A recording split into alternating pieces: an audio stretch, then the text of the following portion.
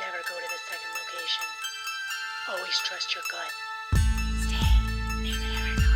Hello, my name is Chrissy Champagne, and you are listening to Residue, a true crime podcast dedicated to keeping you paranoid. Here on Residue, we tell you the truth behind your favorite true crime movies, and today we are talking about The Bling Ring. And did you guys know that there was actually 2 Bling Ring movies? There was a Lifetime version starring Austin Butler, and then there was the Sofia Coppola version starring Emma Watson. Before we begin, do not forget to follow me on Instagram at Residue Podcast, TikTok, Residue, a True Crime Podcast, and Facebook, Residue, a True Crime Podcast. Thank you so much for all of the positive feedback. You guys have been leaving the most amazing reviews on Apple and Spotify and giving me some amazing DMs. You guys rule, Residue rules, and I am so lucky to have you here with me again today. We are going a little bit lighter today because last week's episode wrecked me. So today we'll be talking about The Bling Ring, but as always, listener discretion is advised.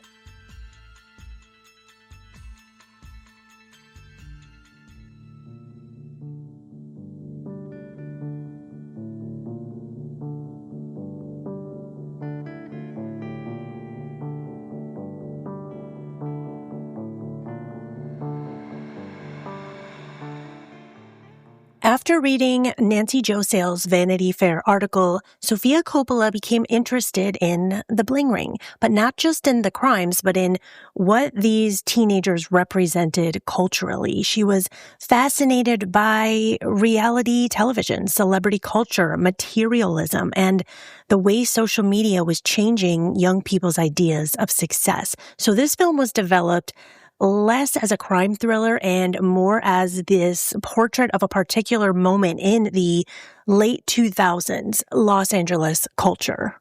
Sofia Coppola's version of The Bling Ring was released in 2013, but as I said in the beginning, there was also a version released in 2011. And this version was actually filmed while the case was unfolding. It was a Lifetime movie, and it starred Austin Butler as Zach Garvey. They changed the names of the suspects in this movie. They had Ying Chang as Sophia, and Jennifer Grey actually appeared in a supporting role in this film. Nobody puts baby in a supporting role.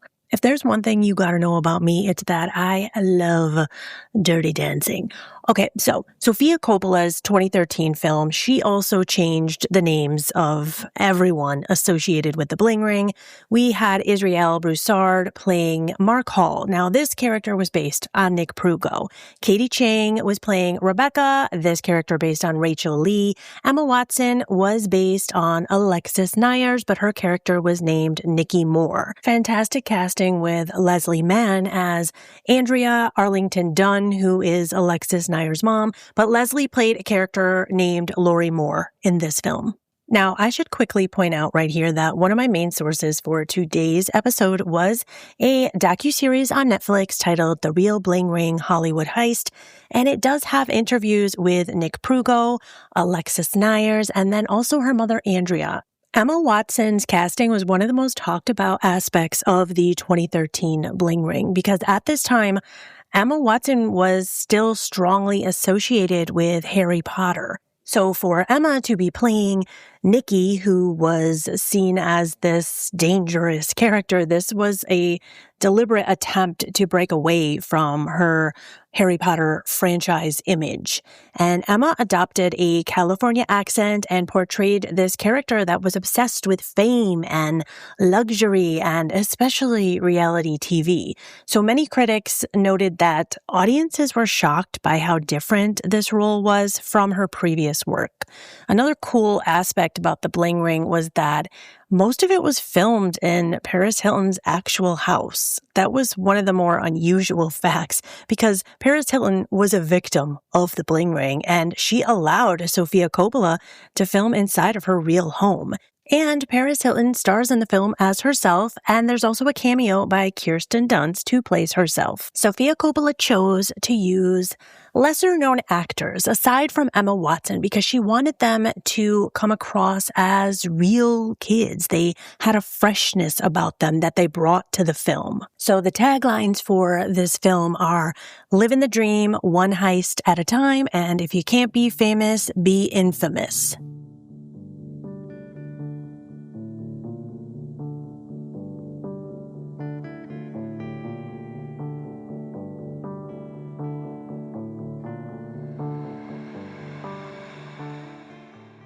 as Nick Prugo would later put it, we wanted to be our own celebrity.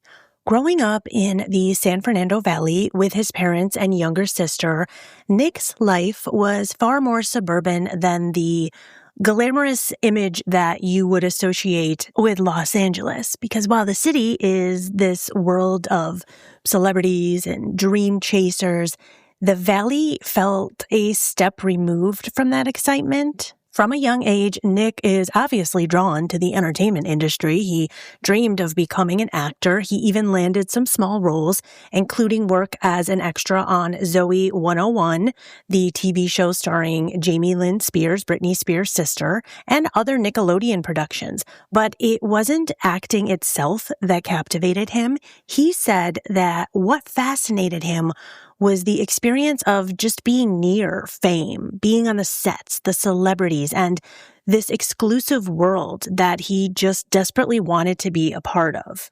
As a teenager, Nick says that he was just going through it. He was lacking confidence. He was actually dreading these auditions that he was going on, so he wanted to stop acting.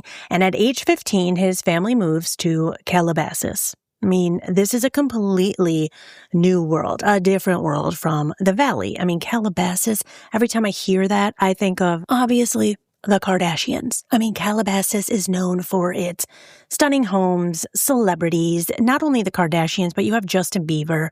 Did I just say Justin Bieber? Wait, who's Justice Bieber? Do you guys love The Office as much as I do? Justin Bieber, Drake, and Nick's family moves here, but they're at the bottom end of this wealth. Like, he did not feel like he fit in at all. And then he meets this girl named Rachel. And Rachel is this confident, beautiful, popular girl. And she brought new life into Nick. She was this gorgeous fashionista. She loved pop culture and celebrities. She was an it girl, a party girl. And so Nick loved being around Rachel. Now, Nick is obsessed with Rachel. He thinks she's like the shit, but Rachel was ashamed of her Korean heritage, and Rachel actually struggled to make friends. She was even expelled from Calabasas High School. Rachel also liked to steal. She was even put on probation for petty theft because she stole $85 worth of merchandise from Sephora. So Nick finds her exciting. He doesn't think it's weird that she likes to steal. He thinks, oh my God, this girl is so cool. She's such a free spirit. So one night, Rachel and Nick go to this party. They're having a great time. But as they leave the party, Rachel runs over to a car and she's like, oh my God, watch this. She tries to open the door. It opens. It's not locked. She goes inside the car, steals credit cards. She takes somebody's credit cards, and then her and Nick go on a shopping spree. Now, let me tell you right now, you will find in this story that a lot of these celebrities, they don't lock their cars. They don't lock their doors of their home. I think that might have changed by now at this point, but you gotta lock your doors, people. Now, I'm not trying to victim blame here. I'm just saying that to everybody. You know what? One of the things that really pisses me off when I'm watching TV, a TV show, let's say King of Queens, and Doug Heffernan comes home from work and he just walks in the door and he just shuts it and then he goes and sits on the couch with his shoes on. I'm always like, dude, you didn't even lock your door. Just lock your damn door all the time. Now I feel like insert Simply Safe ad here. Okay, so Nick sees Rachel steal. They go on a shopping spree. He's like, dude, this chick is so carefree. She's so fun. Now, this is unlike any friendship that Nick has ever known because Rachel is giving him confidence in this strange way. Now, in the docuseries, The Real Bling Ring, Nick talks about how Rachel had this amazing style and she emulated her favorite A-list stars. So at this time, that was Audrina Patridge, Lindsay Lohan, Paris Hilton. This is when Nick says that they didn't want to idolize these people. They wanted their stuff. So they begin checking cars constantly after parties. That's what they would call it, quote, checking cars, where they would steal from people. And these expensive cars were always unlocked. And he says that Rachel was a pro at getting in and out of these cars and taking whatever she can within less than 30 seconds. Rachel even stole a car once. She took the whole ass car. She gets in the car thinking she's going to steal some more credit cards, some cash, maybe a CD or two, and the keys are sitting there. And she's like, I'm going to steal this car. And Nick is like, what the hell are you talking about, dude? And she's like, let's do it. And that just gets their adrenaline pumping even more. But by July of 2007, these two realize, we've been like up and down these neighborhoods, back and forth, all through them. We don't have any more cars to rob from. I think people are starting to catch on. So Nick comes up with an idea. Now he sees one of his old friends make this post. This was back in the MySpace days. So this kid named Eden Shizzle, he makes a post and he announces on that post that he's going to go to Jamaica for 11 days. Now, this kid lived with his parents. He's like basically telling the world, guess what? No one's going to be home for 11 days. And I live in a baller house. So boom, Rachel and Nick are like, oh my God, holy shit. This dude is rich. Let's go to his house. He's not going to be home. Let's step up our game and start robbing houses. So they go to this guy's house and they walk to his back door. Guess what? It's unlocked. So they walk right in. And they get such a high from this. They're like, okay, no more stealing cars. This feels way more dangerous. This feels way more personal. Let's start doing this. And they start realizing, now we have been stealing from cars for months and we still haven't gotten caught. And now we steal from this kid and his parents, and I don't think we're going to get caught. But they're not really able to find anything in this house. So they're walking around up and down. And then Rachel finds a safe in his parents' bedroom. This guy, Eden's parents' bedroom. There is $30,000 to $40,000 in cash in this safe. She steals it. Insanity to me. But here's the thing that really enrages me is that Nick says, at this point, we've been really working hard at this. We've been using a lot of our own time to be robbing these people. So we felt like we deserved this cash. They're teenagers. They felt entitled. I mean, why do these people get all the money? We want some of it. Obviously, Eden's family returns home. They find out they've been robbed. He posts about it on MySpace. And this is when Nick and Rachel realize, oh my God, these social apps, this MySpace, it's a game changer. We're going to be able to rob so many people. This app is going to make it so much easier. By October of 2008, these two are just hanging out. Nick and Rachel hanging out, talking about how to get more money because they are now like, this is a drug to them. They love thieving and stealing. So they start looking at gossip websites because at this point in time, early 2000s, 2008, gossip websites were all the rage. They're looking at these websites and they're monitoring all of these famous people, and these people have no idea. So they see that Paris Hilton isn't going to be home. She's not home. She's in Miami. And this is when they begin their Bling Ring journey.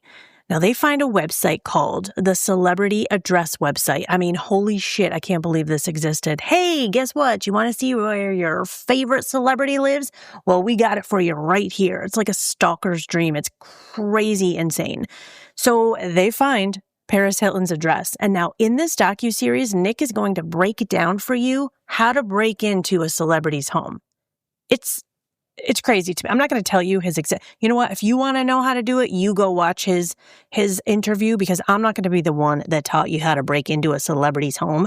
It really wasn't that hard, honestly. I mean, you go to the website, you find the celebrity's address, and then you go to Google Maps, you look at the terrain surrounding their home, and then you take it from there. I mean, you might have to scale some fences, but the biggest key to all of this is that you just have to act like you belong there. I belong here. This is my friend's house. Nothing strange to see here. So these two, they arrive at Paris Hilton's house. They walk right up to Paris Hilton. And at this point, Paris Hilton is like the it girl of all time. They walk right up to her door and Rachel rings the doorbell and nobody answers. And Rachel pulls on the doorknob and it opens. She just walks right in to Paris Hilton's house. And Nick said, it was almost like a museum to herself. There were just photos of Paris Hilton everywhere. They run upstairs to Paris Hilton's bedroom and they spent most of their time in her closet.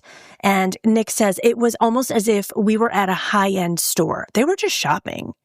And they assumed that Paris didn't pay for any of this stuff because she's a celebrity, she's an A-lister, so she must just be given this stuff by brands, so it's fine. It doesn't matter if they steal from her. It's not like they're stealing from the poor. That was their theory. They went into her safe in her bedroom and they took tons of jewelry. They stole about $50,000 worth of stuff. But here's the thing. Paris didn't even notice. She didn't notice. They go home. They look at the news the next day. They're scouring the internet. Nothing. She didn't even know because she has so much shit. Oh my God, wait. Remember Paris Hilton's song, Stars Are Blind, which I actually loved and it's really catchy? That was a catchy ass song, right? Is Stars Are Blind like about that? I don't think it is because the lyrics are, even though the gods are crazy, even though the stars are blind. Anyway, that would make sense if she was writing about how she didn't even realize that she was robbed. Anyway, let's get back to the story. So Nick Prugo is obsessed with his friendship with Rachel. These two are best friends forever and ever and ever. But then Nick meets a girl named Tess. And Tess has a best friend, more like a sister, named Alexis Nyers. And Nick starts hanging out with these two because these two were going to clubs. Rachel didn't like to go to clubs. She wasn't a club hopping kind of chick. So Nick was really excited to meet Tess and Alexis because he felt important when he was around them. And he wanted to keep their friendship. Now, he has all of this stuff from Paris Hilton's house. I'm talking purses, clothes, jewelry. He keeps it in the trunk of his car, and he tells these two girls that he is a stylist. When Nick goes out on the town with Tess and Alexis, he is paying for everything because he wants to look important. He feels like if he pays for everything, that will keep the friendship going. And Alexis was cool as hell. Alexis Nyers grew up on TV show sets. Her dad was the director of photography on Friends, the show Friends. So she was running around this stage set all the time with major celebrities. And her mother, Andrea, was a model since the age of 16. She was in Playboy, and she met Alexis' father, Michael. Now, Alexis' parents were partiers. But once her mom was ready to be a mom, she wanted to settle down. She didn't want to go out partying anymore. I mean, they were living the kind of lifestyle where they were doing coke, they were staying up all night with major celebrities. So once Andrea settled down, Michael did not. Michael kept his party lifestyle going. Now, Andrea had another daughter named Gabby. And soon, Alexis' parents get divorced and the family ends up moving about 9 different times. Life just felt really chaotic for Alexis, and she's just a teenager. She feels angry. She feels like everything is breaking down. Her mom started blowing through all of their money, spending it on weight loss and beauty products. And her mother, Andrea, admits that, yes, she had to file for bankruptcy. Andrea wasn't able to support her family, support her daughters, and this lifestyle that she wanted to lead. So she ends up joining this church. I almost said cult by mistake, but she ends up joining this church of religious science. And Alexis says that this church was a cross between Buddhism and witchcraft. Now, remember the movie The Secret that Oprah always talked about? Well, this movie, The Secret, is based on this church of religious science's principles. They basically say, listen, you can have anything you want. You can do anything you want. And Alexa says no. This whole concept of this church, it was capitalism at its finest. And she said, quote, "It made me want to barf." But basically, the law of attraction is what this church is preaching. And Andrea dove headfirst into this church and everything it represented. She made sure that her daughters were also going to be a part of this type of lifestyle. They were going to manifest everything that they wanted. And what Andrea really wanted was for her family to be famous. She gathered her girls one morning and she had them help her write an affirmation. The affirmation stated, "My chief aim in life is to continually strive to express greater and greater portions of my potential." And the three of them, mother and daughters, would say this affirmation every single morning. She just wanted her kids to be successful in Hollywood. Now, as I said, Alexis's BFF was Tess, who was the first to meet Nick.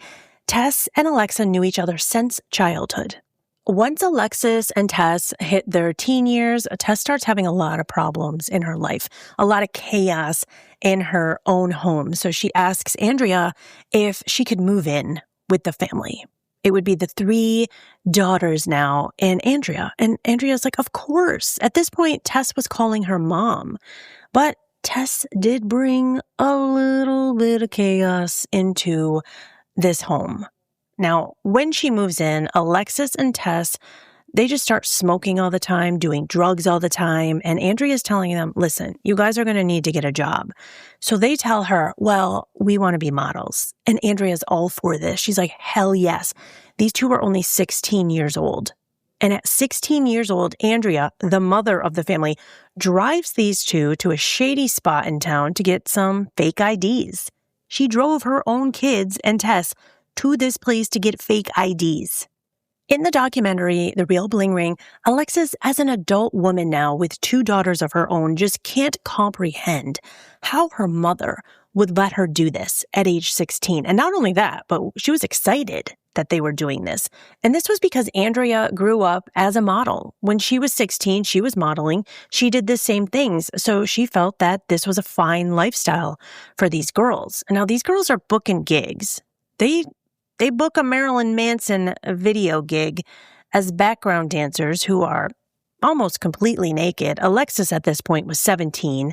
She says that during the time she did a video with Marilyn Manson, she was doing coke, she was partying all night long, and she felt like this was amazing. I mean, at 17, she thought this was the greatest lifestyle that there ever was. This was a rush. Her adrenaline was just pumping. She wanted to do this forever because, first of all, it's fun, it's easy money, and she was able to party. Now, Alexis, coming from a lifestyle like this, obviously, Nick was just fascinated by Alexis. He loved the fact that she wanted to be his friend. So he's telling her that he's a stylist and he's paying for everything every time they go out, but he starts to run out of money. So he goes back to Rachel and he's like, listen, we're going to have to rob some more celebrities because I need some more money. So it's back to looking at the gossip sites. And while looking at them, they're thinking, hey, wait a minute. Paris Hilton never reported a robbery because she didn't notice. So let's just hit her again. Let's do round 2 of robbing Paris. But this time, they get to the front door and it was locked. But Rachel says, well, maybe she left a key under the mat. Just joking. Lifts the mat. There's a key. There's a key under the mat to Paris Hilton's house. So they just go in. And now they have a key to Paris's house because they keep that key. Between October through December, they went back to Paris's house at least 4 to 5 times. And one time, they even brought a new girl named Courtney. They took cash, cocaine, clothes, purses, and then they would go out and party. So they keep going back, but they were only taking cash that they found in her purses because apparently Paris had a bunch of purses laying around her house and she would have random amounts of cash inside each purse. And this is what they were stealing from.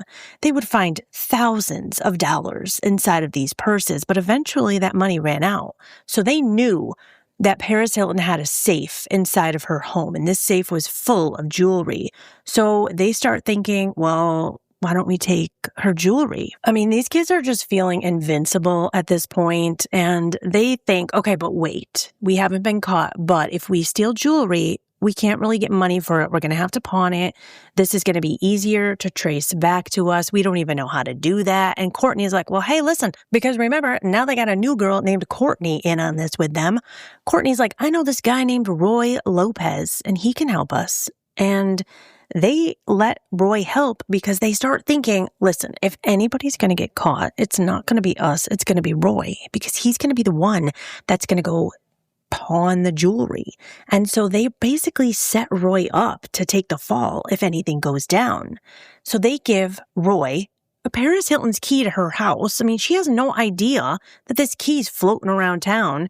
They give him a map. They give him the key. Roy goes into the house alone and he steals the jewelry. But this time, this hits the news.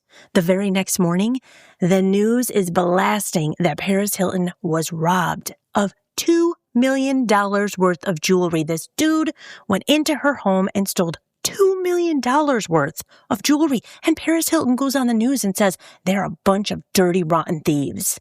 Now, Nick wasn't worried about this robbery because they didn't do it. That's what his mind was thinking. We didn't walk in that house and steal jewelry this time. The balls on these teenagers are humongous at this point. They're thinking, okay, well, we can't really do anything with this jewelry now. Paris is all over the news, so it's time to move on to some new celebrities. I mean, it's LA. The possibilities are endless. So who should we hit up next? And Rachel says, you know who I really love? Audrina Patridge. I love the way she dresses. Let's go shopping in her closet. So they go on the celebrity address website. They find her address.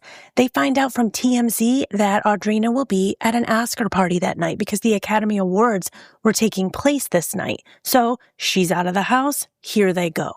Audrina said that this home was her private sanctuary. And yeah, her doors were locked, but the side gate was open. So these kids walked up into her home through the side gate. They went into her backyard. Her sliding glass doors were unlocked. Now, Audrina comes home from this party and she immediately notices that her Louis Vuitton suitcase is gone. This suitcase was full of clothing and she was going into that suitcase to get something to wear. She's like, wait a minute, am I going crazy? So she goes into her room and notices that her jewelry box is gone. Everything inside of it is gone. And then she realizes, oh my God, I've been robbed. She's scared out of her mind, thinking that these people, whoever did this, they could still be in her home. Maybe they're there to kill her. I mean, she's freaking out. She runs to her closet, locks herself inside of it, calls the police. $48,000 worth of belongings were taken out of Audrina's house. And she's scared out of her mind. She wants to get these people that did this. And guess what? Audrina had security footage. She had a surveillance camera set up and she sees two people, Nick and Rachel. She doesn't know who they are though. She sees two people with their hoods pulled up. And you know, there are a couple shots from this video where you can see their faces, but it's a little blurry. This is when Audrina says, it was like they went shopping in my closet, but they also took some sentimental things that were passed down from my grandmothers, my great-grandmothers. These people need to be punished. Police take Audrina's footage and they give it to TMZ because they knew at this point TMZ had the reach that they needed. They wanted everybody to see this surveillance footage because maybe someone would come forward and say who these people are. Meanwhile, while Nick is robbing Audrina Patridge's house, Alexis has no idea that this type of stuff is going on with Nick and Rachel. So she's at this point still manifesting her career with her mother. She's too busy trying to get into this Hollywood scene. So she's working her ass off to reach this goal. And one day her mother gets a phone call from a producer named Dan Levy. And Dan wants to shoot a pilot for a reality TV show. He tells Andrea, listen, you could teach the law of attraction on TV. We could make a hippie version of the Kardashians starring Andrea, Alexis, Gabby, and Tess. And some of you might know this reality TV show as Pretty Wild. It's an iconic gem of a reality TV show.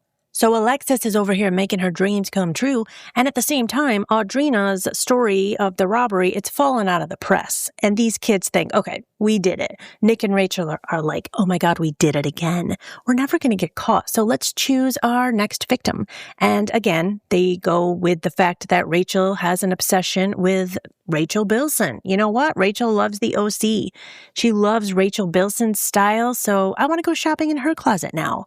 So they go to the website. They find out that Rachel Bilson wasn't in LA. She was in New York City for a fashion event. And they go to Rachel Bilson's house. They find an unlocked window. They go in. They go into her closet and they steal over $220,000 worth of clothing. Not only that, they take their sweet ass time inside of Rachel's house. It's like it blows my mind. They weren't even in a rush. Rachel even went to the bathroom. She hung out in Rachel Bilson's house. I know a lot of Rachels going on at the same time here. Of course, Nick has all of these Rachel Bilson clothes now, and of course, he wants to keep his friendship with Alexis and Tess, so he's showing off all these clothes to Alexis and Tess, and he's telling them they can have some of the clothes. Do you want to take some of these clothes and do a photo shoot with them? And they're like, okay. Now, I have to say, there are two different versions of this whole story. Nick says that Alexis knew that these were Rachel Bilson's clothes and that Alexis and Tess knew that he was stealing from people, but Alexis says that she did not know. So they're both telling two different things, so we don't really know who to believe. I mean, Alexis does eventually find out that Nick was stealing these clothes. At this point in her life, Alexis talks about the fact that her life just was really chaotic with her mother, and she wanted to just feel wanted by anybody. She said her mother was shaming, a narcissist, that she was the type of person that made her daughters dependent on her. And at this point, Tess and Gabby, Alexis's younger sister, they were out partying together, and they call Alexis on the phone. They tell her they want her to come hang out. And this is the first night that Alexis tries Oxy for the first time. Alexis said that once she tried this drug, she was immediately hooked. Oxy made her feel warm. She felt loved. She felt like everything would be okay. And she didn't know that this drug was going to be as addictive as it was. It's a strong opiate like heroin in pill form, and Alexis couldn't stop. This addiction became so much that Andrea actually asked Tess to leave their home. But Alexis didn't want her best friend, her sister, to leave her home, so she left with her. And the two of them go and stay at Nick's house because Nick's parents are away. And this is when Alexis becomes a part of the Bling Ring. So Nick didn't want to add more people into their little circle, Rachel and Nick, Courtney at times. And their next victim was going to be Orlando Bloom. And this was the biggest celebrity that they have targeted at this point. Orlando was away filming a movie, so it is game on at his house. It was supposed to be just Nick and Rachel, but Alexis, she asked to go.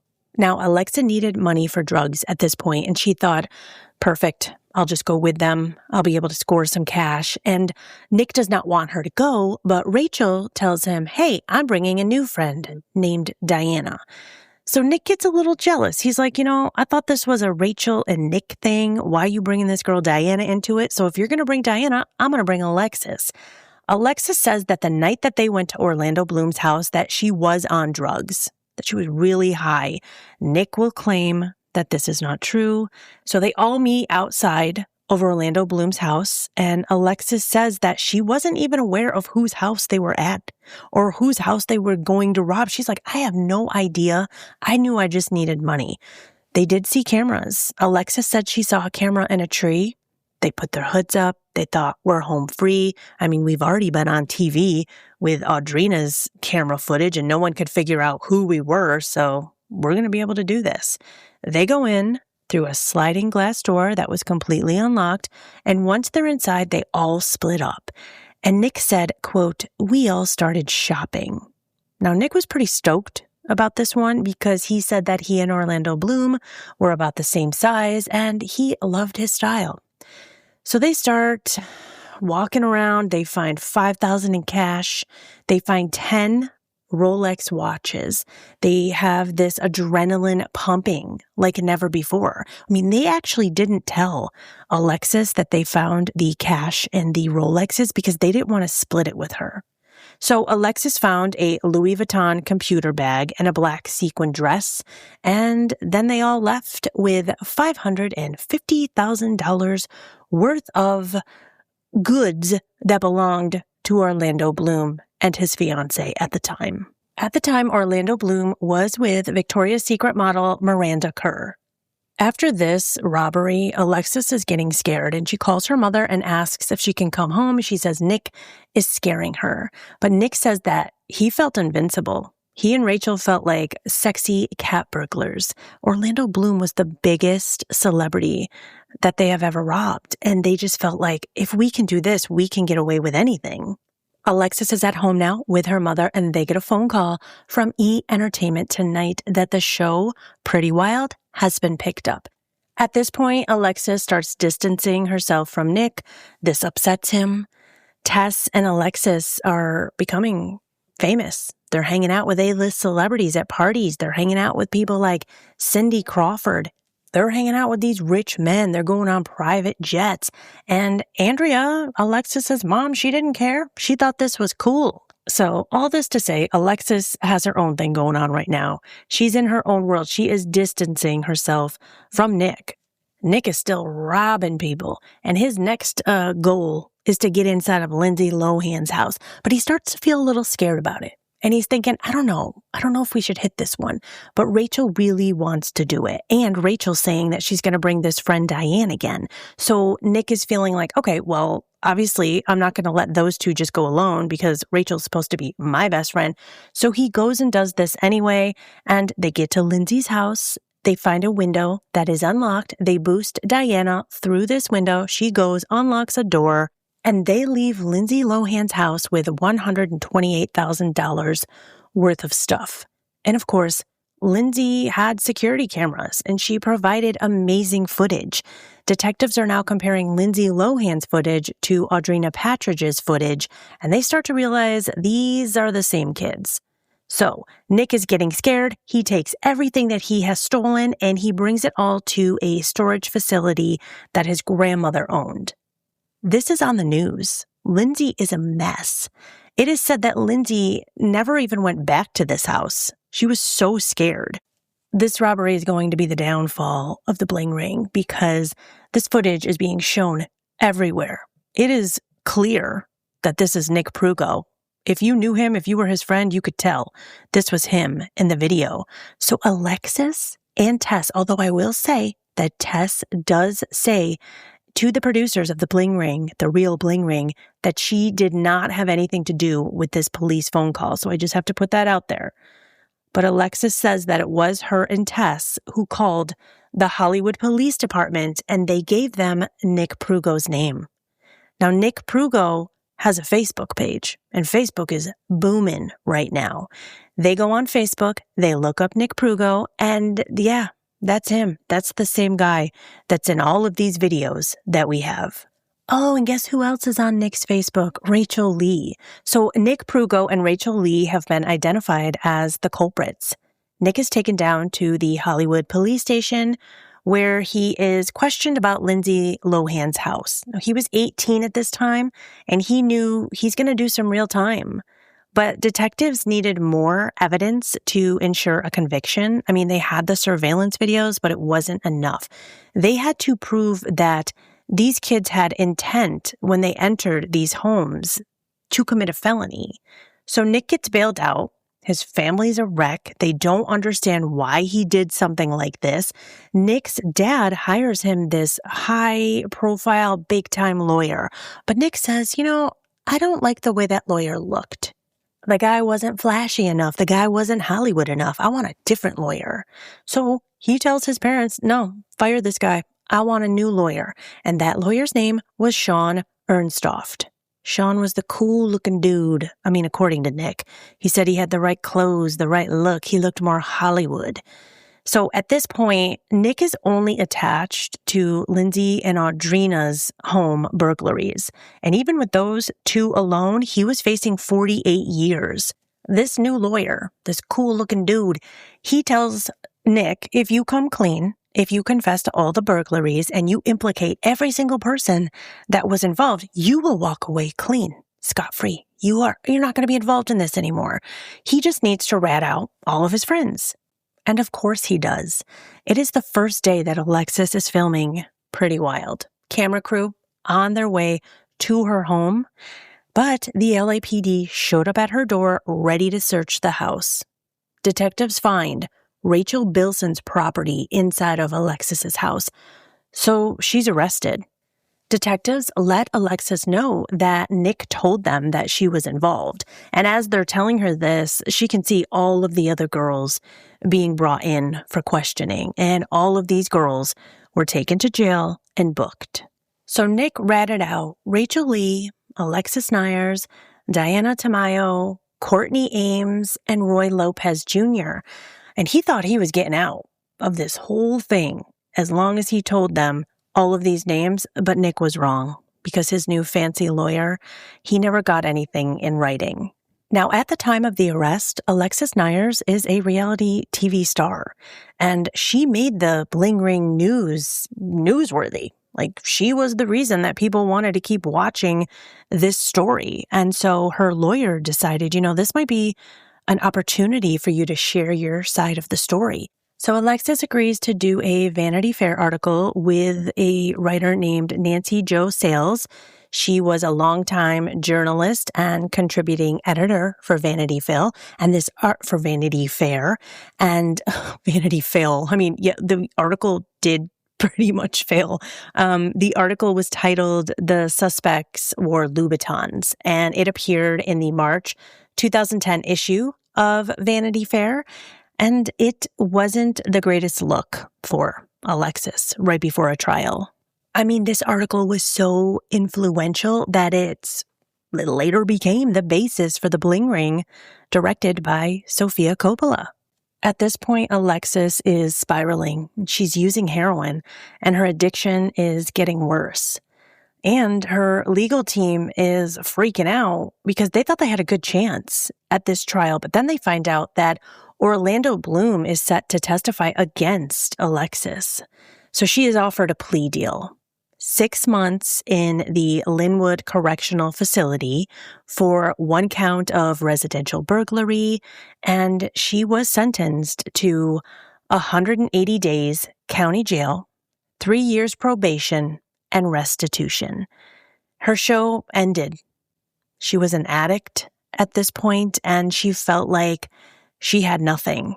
Nick Prugo, Rachel Lee, Courtney Ames, Diana Tamayo, and Roy Lopez Jr. were all being tried. And now Nick was offered 2 years for his cooperation. He got a new lawyer. He fired Sean. And this new lawyer tells him, this is your chance. You have to testify against all of your friends. And the case was settled. Nick was released from prison after serving 1 year. Rachel Lee was sentenced to 4 years in prison, but she was released after 16 months. Now, in the middle of these trials, Sofia Coppola starts filming The Bling Ring, and one of the investigating officers on the case, Brett Goodkin, he starts working as a paid consultant on the movie. So they couldn't go to trial. So this compromised the case. So Courtney Ames pleaded no contest to receiving stolen property. She was sentenced to 3 years probation and 60 days community service. Diana Tamayo pleaded no contest, and she was sentenced to 3 years probation for the Lindsay Lohan robbery. She was also given 60 days community service. Roy Lopez Jr., no contest, and 3 years probation. Alexis Nyers served 32 days of a 6-month sentence for Orlando Bloom's home, and she was ordered to complete a 1-year treatment at Soba Recovery Center. Alexis Nyers, now known as Alexis Haynes, is sober. She's a mother, a mental health advocate, and works as a drug and alcohol counselor at a local recovery center. She is a certified addiction counselor, a mental health advocate, and a doula, and she co-founded the Alo House Recovery Centers in Malibu, California, where she helps others in recovery. And she also hosts a wellness and recovery podcast called Recovering from Reality. Now, in 2022, an interesting turn of events here. Rachel Bilson's podcast, Broad Ideas, she invites Gabby and Alexis onto her podcast to discuss this whole controversial Bling Ring. And Rachel said, Rachel Bilson, said it's been a long time since any of this went down, and to be grown up and actually have real conversations is more important than harboring any awkwardness or animosity, any negative feelings that might come along with it. On this podcast episode, Rachel Bilson expressed to Alexis and Gabby that every single designer item that was ever in my possession was taken during those events, amongst other personal things, because Rachel Bilson's mother's engagement ring was stolen that night. She said that she learned the lesson to detach from material possessions because every material possession of mine was taken. That feeling of violation, it's hard to describe unless it's happened to you personally. Alexis has expressed that it was really frustrating when the Bling Ring was released because the biggest star in the movie was playing her. Having Emma Watson portray Alexis Nyers made it look like Alexis was the leader of the Bling Ring. And Alexis says that Nick was more the leader, but Nick wasn't selling it. This story wouldn't be as popular if it wasn't for me.